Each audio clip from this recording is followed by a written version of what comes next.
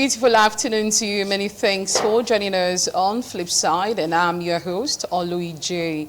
Oyihohai. Today we'll be looking at International Day of the Girl Child, the future of the girl child. And our discussant today is the person of Mrs. Betsy Omo Ihiruda. She is a lecturer. Good afternoon, ma'am. Good afternoon. Good afternoon. And we also have Reverend Dr. Ruth Obayabon. She is a counselor. Good afternoon, ma'am. Good afternoon, viewers. All right, we all know that on the 11th, which was yesterday, the celebration of the girl child came into focus. The United Nations decided to say, yes, this is a day we need to celebrate. We need to focus on the girl child. And looking forward, girls are leaders. They are change makers, world shapers, and a powerful force to reckon with. Now this year, the world celebrated the 10th anniversary of the girl child, celebrating the 600 million girls and adults worldwide. Now, sir, we have to also ask ourselves, in celebrating the girl child, over 10 years, what has changed? What has been the faith of the girl child? So we'll start with Mrs. Ruth in asking, why is this day significant in celebrating the girl child? Thank you very much for that question. Like you already said, the girl child is a significant member of the society worldwide. And they are change makers, they are a force to reckon with. Yeah. You find that the girl child in every family is unique.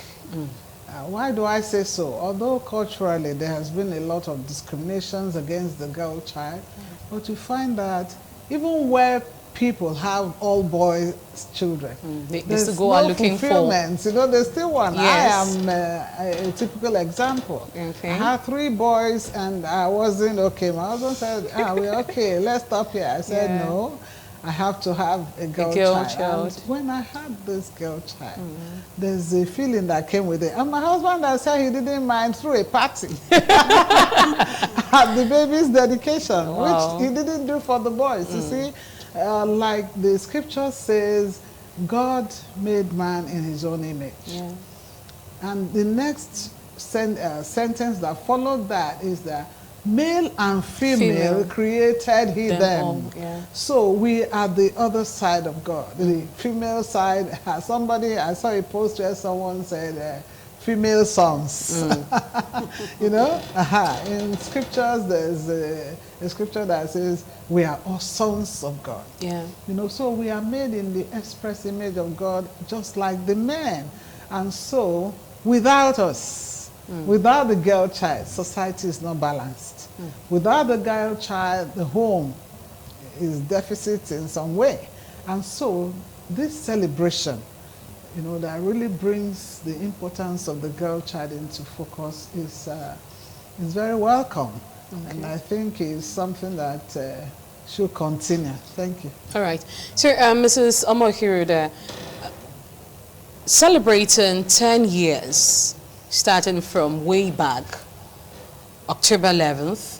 Now, looking back and looking at the time now, do you feel that the awareness has gotten to that level where in every home, in every society, we see the girl child representing at the topmost? Do we see that the girl child is being treated with utmost priority? Well, I would say that we definitely have made some progress in that light, but we are not where we ought to be yet. Over time, we have seen that like in our society, in Nigeria, for instance, we've seen more women come into prominence in all spheres of life, so we can say that actually there is progress, but there is much more to be done. We still have a lot of vacuum to fill. We still need to create more awareness. We need to have more women in the political space, in the academics, in everywhere. We are making progress gradually, but we are not there yet. Okay. All right. Country like Afghanistan right now, we all know that they have said zero, no to girls going to school, no to girl education and all of that, especially in this fact that we are in the 21st century where education is upmost. Now, what will you say about countries that have said no to education as far as the girl child is concerned, Mrs. Ruth? Well, I dare say that they are making a very, very big mistake, which I believe in future they will regret.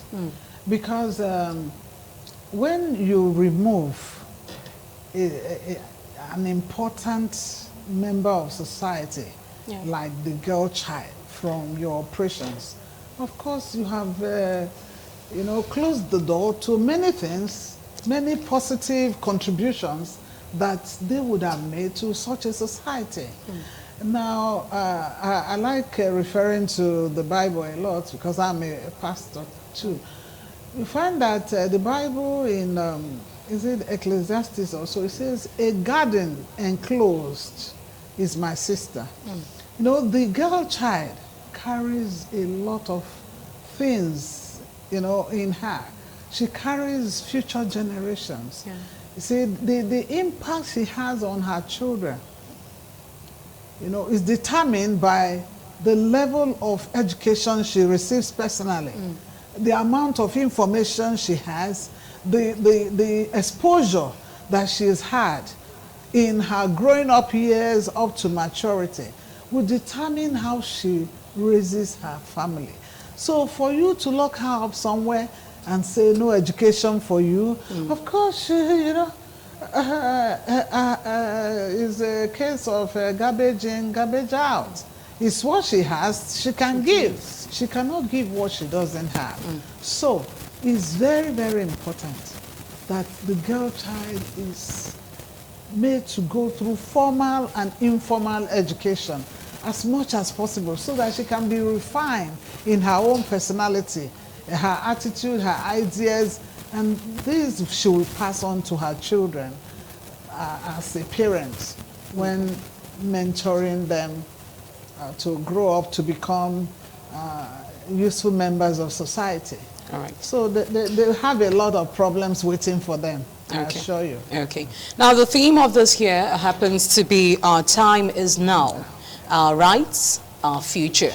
Now, looking at the girl child, do you feel the girl child has a future?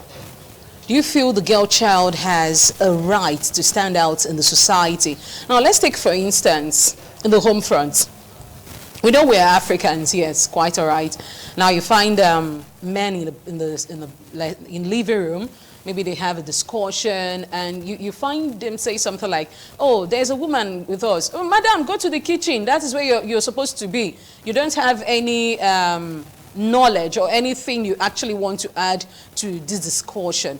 So by our theme for this year, the future and our rights, do you feel the girl child has a future in the 21st century, Mrs. Omok?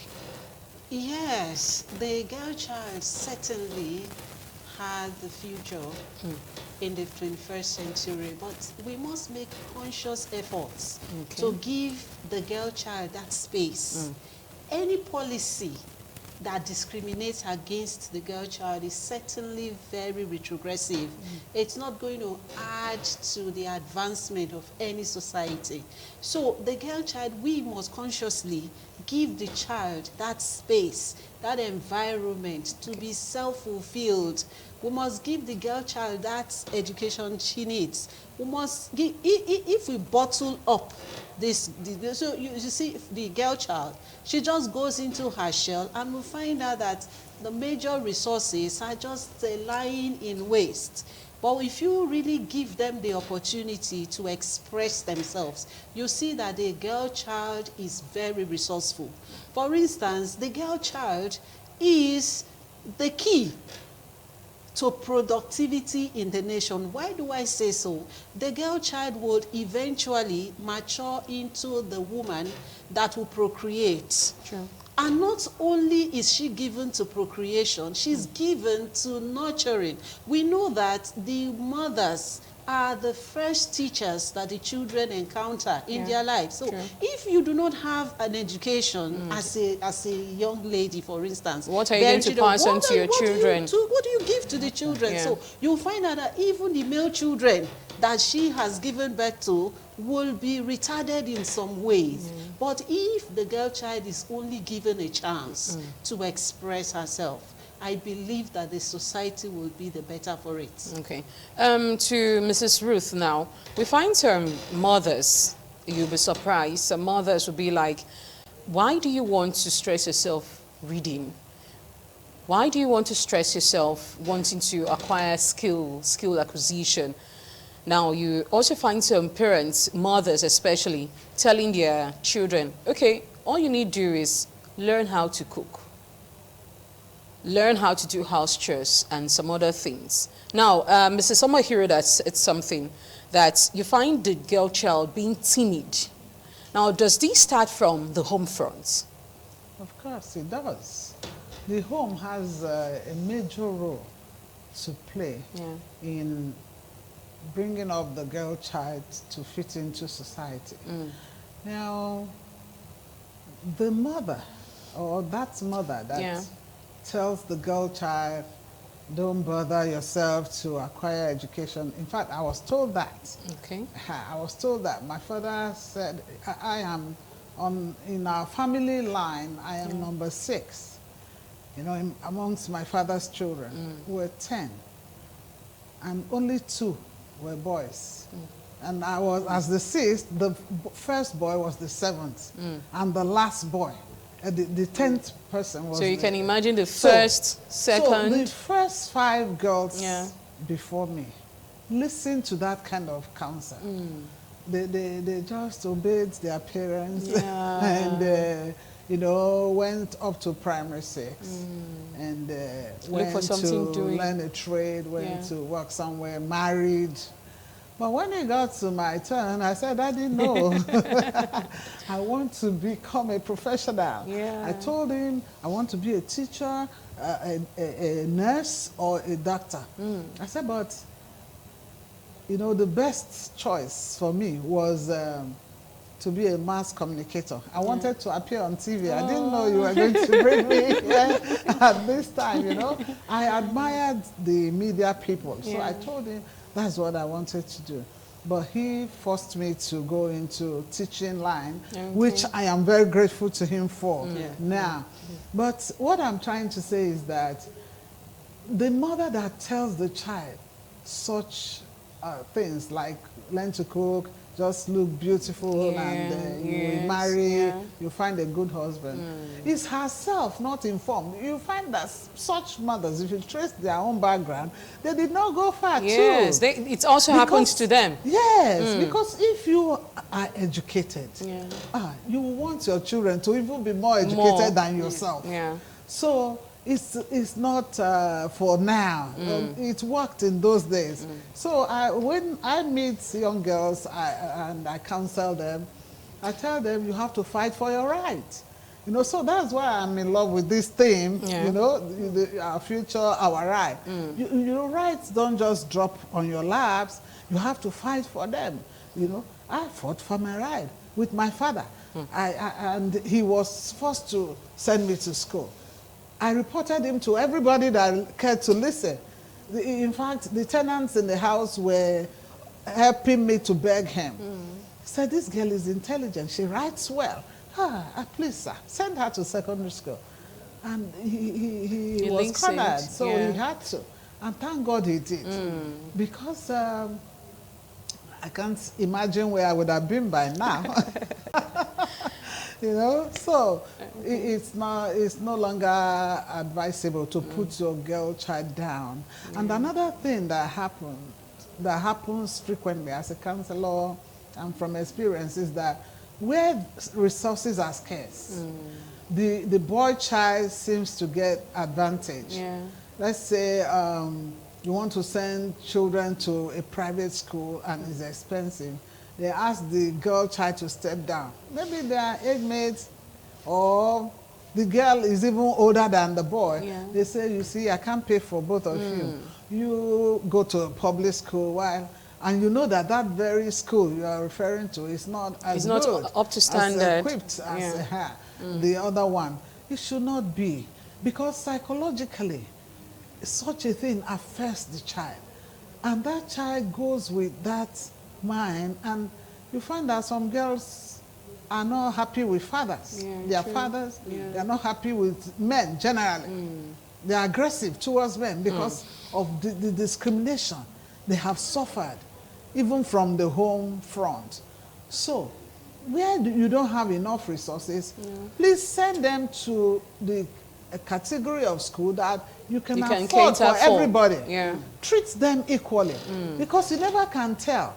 That girl child that you step down may become the Ngozi Okoje of her time, the breadwinner. May become, you know, the first lady, may become the breadwinner, the one that will take your name, where the boys can never even get to. So it's advisable for mothers to stand your ground for their daughters.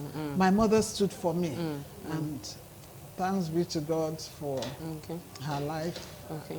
All right. So, Mrs. Omo, what do you have to say? Well, I will just add also that the days are far gone where we just raise our girl children to be subservient to their husbands. No, we just raise them to the wife to somebody someday. So we don't go to the kitchen. From the kitchen, you're to serve your husband. Exactly. So, and do you know the interesting thing I have found out in many homes? The women are actually the breadwinners. Actually, even though they have been relegated to the background, they toil to do businesses, to hold the home. In some cases, the man is not even really earning as much as the woman is earning. But the man is the educated one. He's the one that the society sees. The woman is just there at the background. So imagine if such women were actually empowered. They would excel much more, far beyond what they currently are doing. So the women should actually be given that opportunity. For in homes where we have the girl child, the boy child, we should please give them equal chances to excel.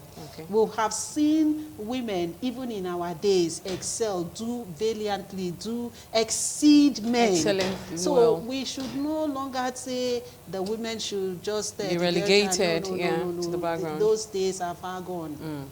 Okay, now, Mrs. Ruth, I don't know, I would like to ask, where did this whole idea of the girl child, the boy child is more important in the society than the girl child, where did this whole thing come about? How did it come about? Where did it come from? Who gave these people the idea? And how can we actually get out of this situation? Okay. As for the first part of your question, I don't even know. Okay. Because we met these things, and it's deep culturally, deep-rooted in culture. And so there were taboos here and there to restrict women. I remember growing up, you know, in the home environment, you know, especially those homes that were purely traditional. Women and men had separate bathrooms. They used separate buckets. They, you know, even cups for drinking water. This is, you know, you dare not use it as a wife. You use your husband's cup. Who born you?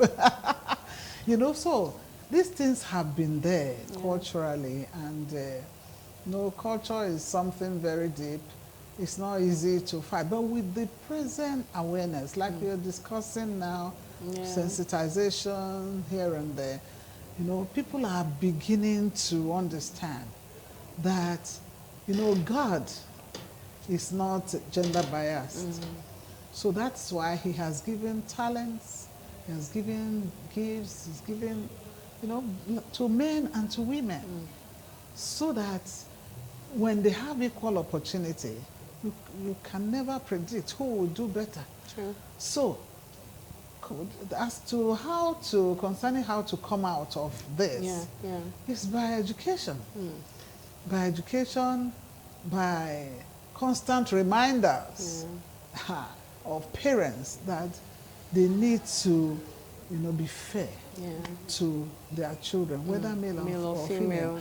I remember in the past, when a woman had first child, a female, second, third, in fact, she would start to cry. Start wailing. Even from the maternity ward. Many fall into depression. True. Because they're having all girls. All girls. But now, it's no longer as bad as that. As such, Although some still react based on, where they're coming from. But over time, they've come to see that actually those who have more girls benefit more, especially in their old age. Research has proved that to be so. So with that awareness, people's orientation is beginning to change, and their attitude towards their girl children. So you find many girls in school nowadays. As a teacher, I saw there were more girls in many of my classes than boys. So it's a good thing, and with time, I believe it's going to get better. Okay. We are in progress, we are progressing as far as that is concerned. Okay. Now, it's been said that up to 10 million girls are in forced child marriage in the world right now. So, in all of this, who are we to blame in forced child marriage? The parents. Okay. The parents. And if you check very well, the religious background, religion has played a major role in that. And I think the religious leaders need to be talked to. That it's high time they change whatever their religion did to support child marriage. It's an error. And so they should move from there and begin to allow these children mature medically. True. It has been proven that, when children give birth to children, there are medical complications that can occur that will put their lives at risk. And my sister here says something about ability to procreate and to nurture. Find that if a child gives birth to children, she has not finished nurturing herself, maturing herself. So she may not really be able to play that role of a mother. So the quality of children she will raise will be deficient, in every way. So parents are to blame. Okay. No parent should support early child marriage, no matter the level of poverty. Yeah, because we know there are some cases that you find the father say, okay, Joy, where are you? You ought to go and meet such and so person. Okay, I'm owing him a certain amount, and for that reason, here I said, okay, the only reason why he can let go is only when he gets married to you. Now, Mrs. Omo, I don't know, how do you say about this? I would say the society, in addition to the family, parents, the society also has a major issue here. Okay. Because somehow the society has defined the standard to which a number of persons want to comply. Now, people give birth to the girls and believe that they are the assets, you know. So what they just do is, oh, it's time for you to get married so that your husband can come pay dowry and bring in money, maybe also taking care of the your parents, younger siblings, the parents. So they just, for as far as they are concerned, the daughters are their assets. So okay, it's time for you to get married. And even when they are going to get married, they are not just giving those daughters the opportunity to find their own love. They will just tell them this is the person. Choose for them the person they feel that they have some things to benefit from. They push them into it, and it's really not so. And the parents too should learn to know that these children are not just assets for them to be used, you know, to gain financial benefits from whoever. They should allow them be. Okay. Still talking about the girl child. We know from the young age, they grow into being adults, becoming mothers. Now, as mothers, at what age do you feel the girl child should be taught about the private things that occurs in the girl's life? Well, I would say that as soon as the girl child is able to realize herself, from as tender as 2+, you know, when the child is able to hear instructions, because when they are still babies, they may not be able to hear and obey. But as soon as they are able to obey little instructions as go get me that cup, and the child is able to do that, then you begin to tell the child some things. You will also know that, and for the girl child, we do that earlier than we do for the boys, because we know from research that the girl child attains puberty age like 2 years, about 2 years before the male child. So you find that the time to start educating the girl child is earlier than that of the boy. But it's very tender age. You may think that they don't understand, but we just keep at it, keep at it, keep at it. So by the time you keep saying it, you reinforce that into their subconscious. All right, we're still talking about the International Day of the Girl Child, the future of the girl child. Don't go nowhere, don't touch the dial. We'll be right back after the short break.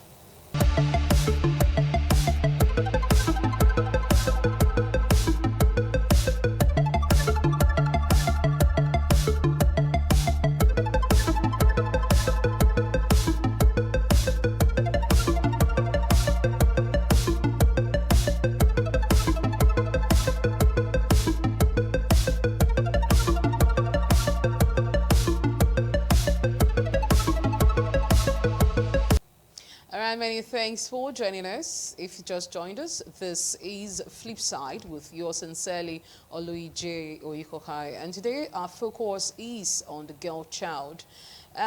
Before the break, we're actually talking about at what age should a parent actually talk to the girl child concerning the private things in the girl's life. Yes.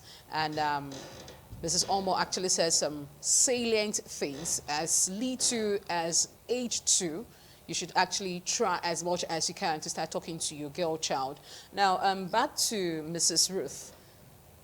What's your own opinion concerning this particular issue? Okay, I would like to add to what she has said by saying that you know, there might not be a particular age to start. But there's a time in the child's growing years that the child becomes very curious, and they begin to ask questions. And that is those times they ask questions. Many parents miss the opportunity to pass across the necessary messages.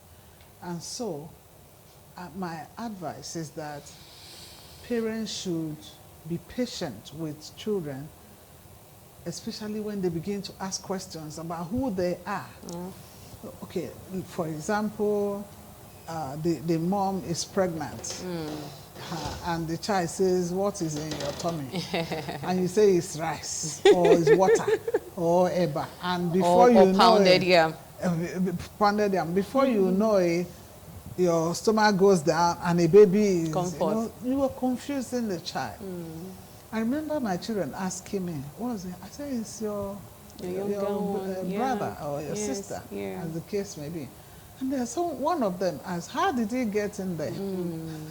I said, your daddy gave me egg. Because I used the chickens in the compound, you know, because the cock will always pursue the hen.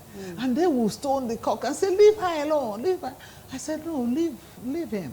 He wants to give her egg so that she will give us more chickens. And she will even give us the eggs to eat. And so when they bombarded me with questions of how did the baby get into my, I said, your daddy gave me egg, and it's the egg that's growing in my womb. So one day I'll go to the hospital and bring out the baby. So it is with you. You are a woman like me. A time will come, you grow up, you mature, you start to pass flower, and then you have to be careful, because it means that from there you can be given egg, and you will, you know, your tummy will become like mine, and you give birth to another human. And so it was not hard. So they said, okay, we won't stone the cock again. We'll give her plenty eggs so that, you know. So such things, use ordinary things around so the method in which you pass out the information matters a lot. Of course it does. Of course it does. So there are books in circulation that you can give them to read as soon as they are able to read and write. You know, questions boys ask, questions girls ask. You know, my body. There are books. You know, good books in the bookshops. So parents should acquire such and give. You know, then there should be moments where a mother or a father will sit with the boys and girls to explain to them how the human body functions. There's nothing to be ashamed of. God made us so, and so we have to accept whom we are. And then let them know. Because if you don't teach them, they will learn somehow, and they might learn from the wrong source. You know, they might learn from the wrong source, from their friends, and maybe some pedophiles around, and such people. And by the time you realize you may have really missed it, something may have gone wrong. So it's a continuous thing. Okay, all right. So Mrs. Ruth said there isn't any particular time. When your child starts asking some salient question, just know it's about time for you to draw that meeting, call for that meeting, and see how best you can pass the information. You can actually take a cue from what she said, the chicken and the animals. And the animals, yes. Take a cue from the animals and just and get some good books to be able to pass out the information. All right, quickly now, let's go over to listen to what the United Nations has to say about this day, the International Day of the Girl Child. Girl Child, we celebrate the lives and achievements of girls across the world. When girls are supported to realize their human rights, they can reach their potential and create a better world for themselves, their communities and societies. When girls are educated, they are more likely to lead healthy, productive, and fulfilling lives. When girls receive the right health care, they grow up with greater self-confidence and bodily autonomy. When girls understand their rights, including the right to live without the threat of violence, they are more likely to stay safe and report abuse. Many girls today face enormous challenges. They may have had their education ended by the COVID-19 pandemic. They may have been forced from their homes by conflict. They may be unable to exercise their sexual and reproductive rights. I'm extremely concerned by the continued exclusion of girls from school in Afghanistan. This is deeply damaging to girls themselves and to a country that desperately needs their energy and contributions. I once again urge the Taliban to let girls learn. Now, more than ever, we must renew our commitment to work together so that girls enjoy and exercise their rights and can play a full and equal part in their communities and societies. Investing in girls is investing in our common future. On the International Day of the Girl Child, let's redouble our efforts to make sure girls everywhere are healthy, educated, and safe. All right, remember the theme is our future. Now, I want to ask Mrs. Omo, how can the society invest in the life of the girl child? Well, the family is the smallest unit of the society. So investment in the life of a girl child begins from the family. The parents should make resources available to nurture and to train the girl child to give the basics, at least to the best that they can afford at the family level. And then the society at large will talk about the policies that the government will put in place, the schools, making schools affordable, putting policies in place that will not discriminate against the rights of the girl child, making employment opportunities available, access to good health facilities are available. Everything that is going to make the child become successful in life should be put in place. The government of the day should ensure, through whatever policies they are going to do that, ensure good quality education is available, access to good health, access to job opportunities as well, business avenues where they can take advantage and become financially self-sufficient in life. Okay, now, Mrs. Ruth. Can I add to that? Yes. In addition, I think non-governmental organizations can also come in to support by organizing programs that focus on empowering the girl child. Some are doing that, but we need more of them. And also, as a counseling psychologist, we have a professional body, the Counseling Association of Nigeria. Just recently, the president signed an act establishing counseling psychology as a profession. So very soon we are going to have counseling centers springing up with licensed professionals practicing. And so parents can take their children to see counselors. In the developed countries, counselors are really held in high esteem, and they do a lot of things because they have the professional skills to handle behavioral problems that children present, especially during adolescence, which is a major aspect of their growing up years. So by the time the counselors use therapies that are adequate to handle children's behavior, the girl child's behavior, you find that they come round and they begin to focus on the things that matter. So I also want to encourage, talk to governments to make sure that every school has a counselor with an office where children can go to and talk one-on-one.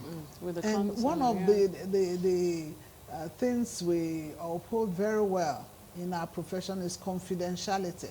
So when that assurance is there, that what I tell the counselor, no other person will hear. They will open up. They will tell the counselor their challenges, and they help to prefer solutions where the parents can be brought in. If it involves parents, the counselor will invite them and handle the issues holistically. So government should make sure that no matter what happens, every school should be staffed with a counselor. And the counselor should have an office. We have many trained counselors in the school system, but they are made to teach other subjects. So they don't have time to really sit in the office and do the and core attend job to, these children in a way that they will really be impacted. So these are some of the ways we can help out. All right. Okay, Mrs. Omo, we know the girl child, even as adults, mothers, we are clamoring for equality. Now, someone out there might not know these things that we are clamoring for. I don't know if you can help us, you know, make mention of some of these things that we as women want to be seen as. When a man is there, a woman is also there. So please, can you help us with some of those things that we are actually clamoring for? Okay. I think basically the things we clamor for are the things that should make life easier, things that should make the children, the female children, fulfilled in life.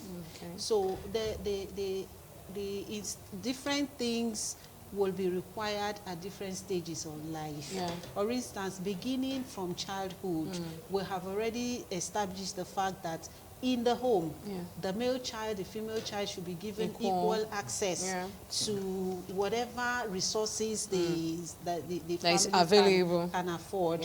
Of course, we have to advise that families should or parents should give birth to the number of children they know that they can take care of. It's no longer the era of just keep procreating as long as you are within the age limit. You know, those days when I was growing up, they would say the children in your tummy, if you don't finish giving birth to all of them, it's capable of exposing or to predispose the woman to some health challenges. But these days we know better. We can control childbearing. So families who should give birth to the number of children they know they can conveniently cater for. And they should be given equal rights. And then in education, the schools should open all courses, all fields of endeavor should be open even to the female children. Those days, if you go to faculties like engineering, you just see all males. But it's no longer so. These days you go there, you find the females there. Standing. You find them standing, you know. They should be given the right. If they so desire to study, whatever course they want to pursue, they should be able to pursue. And then for employment too, we should not restrict certain juicy employment to the male folks. They should also be made open to the female folks too. And then in the areas of business, of course, we've seen a lot of females doing wonderfully well in business. So if the government, for instance, wants to give loans for people to establish businesses or to strengthen their businesses, such should not be made or restricted to the male folks. The females too should have the right to also compete for such funds. They should also have access to it. So we have seen that in some cases the women could actually be more accountable, you know. So for such things, I think the more and more awareness should be given, even to government, to the society at large. We should continue to enlighten them that the girl child is a whole lot of resource which the society can explore to develop. Okay. All right. Mrs. Ruth. Yeah. I want to stress the aspect of politics. Yes, in the political space, you know, we need to do a lot to balance up. Because who knows, maybe the problems of Nigeria, the solution lies with the women. So if we have had all male leaders, or mostly male leaders, and we are where we are, so why don't we try the female first? You know, flip the whole thing, you know, check whether the women will be able to do it better. You know, so I think in that area, you know, at all levels and wherever, we should see people as human beings first before we consider whether they are male or female. If I cannot perform a task or I cannot serve in a particular position because I'm a woman, it should come from me, not from you. You know, so you should not decide because I'm a woman, I won't be able to do one thing or the other, because you might just be wrong. So what I advise is that we should give equal opportunities to everyone. Okay. As long as we are qualified, you know. So don't say, oh, it's a male I want. It's no, the female may just be the one that has the answers. Okay. So I think it's high time we start doing that. And to the women themselves, we should not look down on ourselves based on our gender. No, no. As long as that thing doesn't require the reproductive system to perform. You know, it's something you can do with your hands, with your brains. Why not?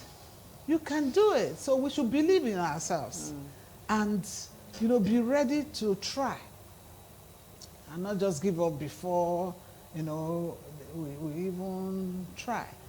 So we should encourage, women should encourage women too. Many of us, we are architects of our own misfortune, as it were, because most women would prefer to support a man. You know, whether it's envy or jealousy, I don't know.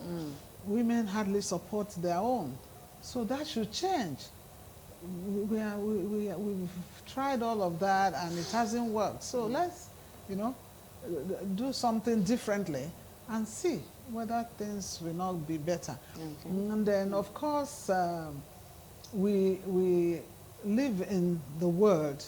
We are in the world. We are not just in Africa and Nigeria, you know. We see what's happening in other nations. You know, they have female presidents, female ministers, female ambassadors. So and they are doing well. Very well. So we should try our women for such things. If one woman fails, it doesn't mean that all women have failed. Just like we cannot also say that when one man fails, all men have failed. So let's stop discrimination. Let's stop prejudices that are gender-based. It has not helped us. So. Okay. All right. Before we go, there are some persons who be like, there are so many challenges that the girl child face, in the home front, in the office, and politics, like you said. Now, so what can we say brings about these challenges? Mrs. Omo. Yeah, over the years, it is because of the way the girl child is perceived. You know, this thing, you know, the other time you were asking, what is the origin of this thing? This thing has some spiritual, some biblical perspective. Because the Bible says that the female is the weaker sex.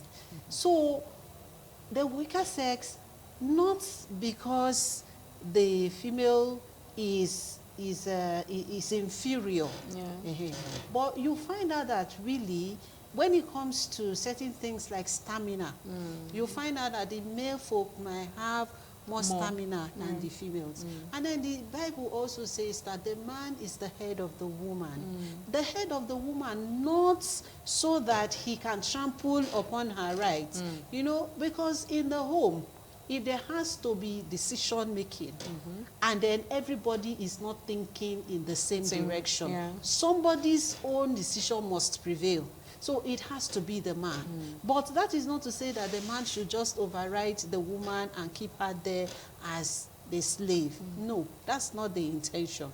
The intention is that when things need to be harmonized, there has to be at least somebody who is the leader. Spearhead. Somebody who is spearhead. Somebody who will come up with the final way out, the way forward. So that is just the role of the man. Now, having said that, the females should, as much as possible, even like Mama has said, we should understand that we too, we are capable of doing many things. So if the girl child understands her makeup, the girl child knows that she's equally endowed, many of these things that are challenges would not be challenges anymore. No, if we know that we can actually stand up, know yourself, right, know yourself, understand that you are equally well endowed, the same way the male child is endowed. Some of these hurdles won't be there. These hurdles we encounter won't be there. Like she said, sometimes we don't even believe that we can do some things. In recent times, we've started seeing women riding these taxis. We see them a lot, and sometimes I used to wonder, how are they able to cope, you know, being out there in the sun all day? But they are doing it. They are doing it. They are doing it. So all these barriers, we should first of all also let the society know that we are capable, we are equally endowed. We should learn to speak out. Speak up when it is necessary to speak up. And we should also find ourselves doing things where the male folks are putting their heads into reading. The female should not go. You know, sometimes if you just take a typical example of an exam hall, you will see these females, they are trying to copy from the boys. I used to tell them, I said, no, look, why is it not you that this boy is copying from? Why must you believe that he's better than you? Okay, quickly now, Mrs. Ruth, your last word for as far as the International Day of the Girl Child. I want to congratulate the girl child out there for being whom you are, and for this recognition that the entire world has given, that you're important. You're important. So you have to see yourself as one, and also do your best wherever you have opportunity to prove yourself. Don't hide behind anybody. Okay. All right. It has been International Day of the Girl Child. Remember, you are brave. Remember, you are strong. And whatever, as a girl, yes, we know how to do these things. When we put our mind to it, it comes out being so perfect. So you as a girl, just tell yourself, I can do it, and I know you definitely can. All right, so I'll be seeing you again next week for another exciting time on Flipside. Do have yourself a blessed day. Bye for now.